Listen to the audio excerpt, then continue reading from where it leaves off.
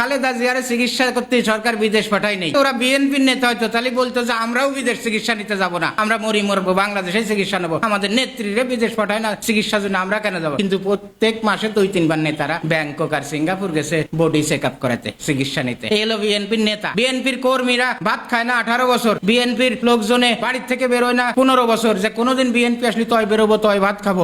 এই কারণে তারেক জিয়া অনেক রে পুরস্কার দিয়েছে, তাদের পাশে দাঁড়াইছে। ও একটা নেতা বলিছে যে খালেদা জিয়ারে বিদেশ নিচ্ছে না, আমিও বিদেশ যাই চিকিৎসা নেবো না। খালেদা জিয়ারে মুক্তি দিচ্ছে না সে জেলে, আমি ভাত খাবো না যতদিন উনি জামিন না পায়। এটা দেখাইছে কোন নেতা? বাংলাদেশে ধরেন 10,000 বড় নেতা আছে, 10,000-এর একজন দেখাইছে। এইটা দেখাইছে একজন ভ্যান চালক, এইটা দেখাইছে একজন ইজি বাইক চালক, এইটা দেখাইছে গ্রামের একজন দরিদ্র কৃষক বর্গা চাষ করে সে, যে আমি 15 বছর ভাত খাবো না যদি বিএনপি ক্ষমতায় না আসে। তারেক জিয়া বলতে পারে না আমার কর্মীরা ভোটাররাই করে, তোমরা তো এ করে দেখাইলে না কোন নেতা যে আমার মার দল করো, তোমরা আমার মার দল করে একজন পঞ্চগড়ের একজন কৃষক সে জীবন দিয়ে দিচ্ছে, আর তোমরা নেতারা এসির ভিতর বসে নেতাগিরি মারাও। কারণ বিএনপির সবচেয়ে বড় দোষ কোনটা শুনবেন? বিএনপি দলটাই চালায় আওয়ামী লীগ। ক্ষমতায় থেকে 15 বছর আওয়ামী লীগই বিএনপি চালাইছে, এখনো তাই। কিভাবে? কোকো মারা গেল না? শেখ হাসিনার বড় একটা গ্রুপ ছিল বিএনপিতে, তারা হলো দিনে বিএনপি করতো, রাত্রি আওয়ামী লীগ করতো। রাত্রি মন্ত্রী এমপির বাসায় বসে টাকা পয়সা বাগযোগ করতো, ঘুষ নিয়ে আসতো, বেতন নিয়ে আসতো, আর দিনই করতো আমি বিএনপি করি সব নেতারা। তা ওই কোকো মারা গেল, হাসিনা কয়ে দিল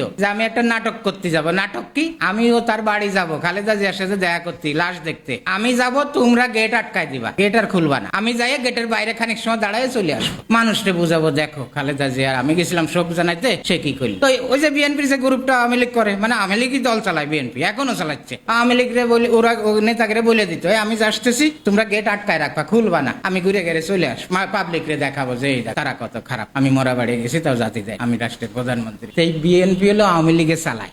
যতকাল বিএনপি আওয়ামী লীগে চালাবে, আওয়ামী লীগের তো মুক্ত হতে না পারবে এই দল। সেদিনও মিটিং এ, প্রেস ক্লাবের মিটিং এ আব্দুল আল মিন্টু বলে যে আওয়ামী লীগের সাথে আমাদের কোনো বিরোধ নেই। আরে তোর তো বিরোধ নাই, তুই ঘুষ খাইছিস আর সুন্দর করে তোর বড় ব্যবসা আছে, ব্যবসা চালাইছিস, কোনো সমস্যা নাই, ফালুর মতো। আরে গ্রামের একটা মানুষে 50টা মামলার আসামি দিনের পর দিন জেল কাটতেছে, পাশা চলে যাচ্ছে রিমান্ড কাটতে কাটতে, তোর তো বিরোধ নাই। সত্যি কথা তো, তুই তো আওয়ামী লীগের দোষর। সে বড় নেতা বিএনপির ভাইস চেয়ারম্যান আব্দুল আল মিন্টু। তা এই বিএনপি চালাই আওয়ামী লীগ, তো এদের ভালো হবে কিভাবে? আজকে বিএনপির সমস্ত গ্রামগঞ্জের ভোটার সমর্থক কর্মীদের কাছে শোনেন যে 31 দফা কি, তারা বলবে নাকি দফা 1 দাবি 1 শেখ হাসিনার পদত্যাগ। এ তো নাহিদ ভাই কইছিল। 31 দফা কি তা তো আমরা জানি না। এদের অবস্থা লই